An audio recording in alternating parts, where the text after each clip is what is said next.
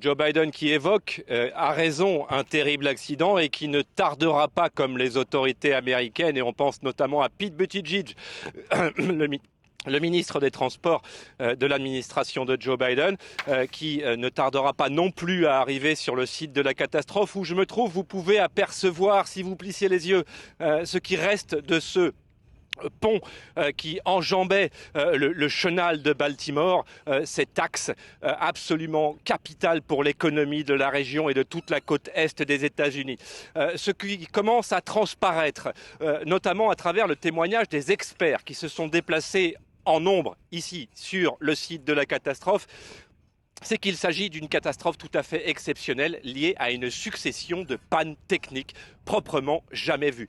Il faudrait que 3 générateurs de ce bâtiment soient tombés en panne simultanément pour expliquer le fait qu'il ait percuté la pile centrale du pont, provoquant l'effondrement quasiment immédiat de la structure.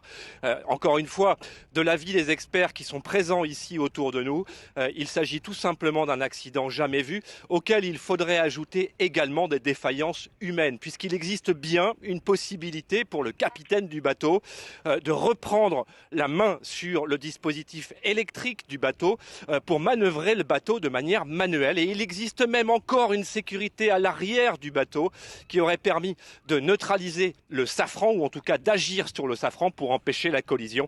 Il faut donc s'attendre effectivement à ce que les prochaines conclusions de cette enquête, qui sera longue, pointent du doigt non seulement un problème technique mais également des erreurs humaines. Merci Mathieu. Mathieu Mabin, donc à Baltimore.